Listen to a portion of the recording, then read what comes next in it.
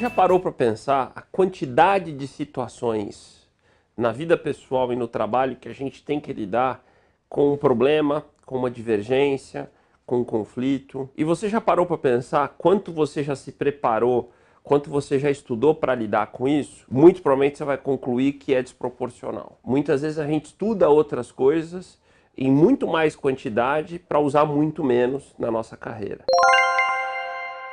A grande verdade é que, independente da nossa profissão, a gente vai usar muito a negociação para evoluir na carreira. E estudar negociação passa a ser um grande desafio, porque estudando negociação a gente sim vai evoluir e vai melhorar na maneira com que a gente lida com essas situações, que quando não se resolvem bem, ou nos trazem briga, rupturas, que é muito ruim, ou nos trazem prejuízo, porque eu não consegui obter aquilo que eu desejava. Então, estude negociação. Negociação é sim uma ciência, um conjunto de técnicas, de ferramentas que pode melhorar a sua habilidade em lidar com tudo isso.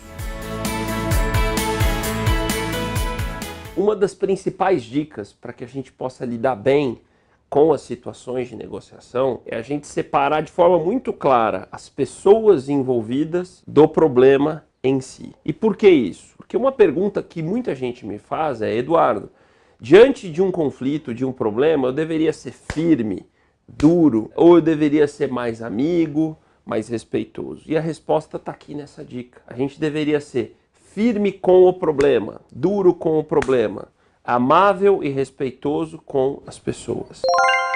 A grande verdade é que a gente tende, e aí é um pouco da nossa cultura latina, de misturar essas coisas. Eu vou dar um exemplo para você. Quando eu estou lidando com uma situação, a tendência é a gente já levar aquilo para o pessoal. Tá vendo o que você fez? Seu burro, seu idiota, seu incompetente. Nesse momento eu saio do problema, que era um trabalho mal feito, uma proposta que eu não gostei, uma situação mal resolvida, e já levo aquilo para o plano pessoal. A gente tem emoções, elas nem sempre são controláveis. Naturalmente, a reação de quem foi atacado é de contra-atacar. Incompetente eu? Não, você. E aí começa aquela discussão pessoal. A gente deixa aquele problema original de lado e aquilo vira uma grande discussão sem fim que pode levar a consequências muito mais sérias. De outra forma, se você focar no problema e não nas pessoas, a solução passa a ser muito mais amistosa, amigável e objetiva. O que nós vamos discutir é o que você fez, não o que você é. E aí, muita gente me pergunta: Eduardo, mas e se o problema for a pessoa? Aí é uma outra maneira de se lidar com isso. Se eu estiver falando da minha equipe, por exemplo, feedback, conversa, coaching, orientação e, em última instância, eu substituo aquela pessoa. Mas durante a minha gestão de uma equipe, de um projeto, da minha carreira, separar as pessoas do problema e não atacar as pessoas durante essa discussão de um problema, de uma situação, é muito importante. Testem essa dica que vocês vão ver como isso melhora muito a nossa maneira de lidar com tudo isso. A nossa terceira dica traz para você uma ideia importante, que é organizar um processo de negociação em 4 momentos, 4 etapas, 4 fases diferentes. Eu vou explicar cada uma dessas fases e ao longo do curso a gente vai detalhar um pouco mais cada uma delas. Primeira grande etapa de uma negociação, na verdade, é tudo o que acontece antes dela. É o que nós vamos chamar de fase 1 ou de preparação ou planejamento. Antes de eu estar com a pessoa envolvida numa negociação, vamos pegar aqui um exemplo. Eu vou comprar um carro, eu vou comprar um apartamento, eu vou negociar um aumento de salário, uma promoção. Tudo que antecede àquela conversa é a fase 1, é a fase da preparação do planejamento, que é onde eu vou organizar um pouco as ideias, eu vou organizar aquilo que eu quero, até onde eu vou. A segunda fase é quando a gente encontra o nosso interlocutor, a outra parte da negociação.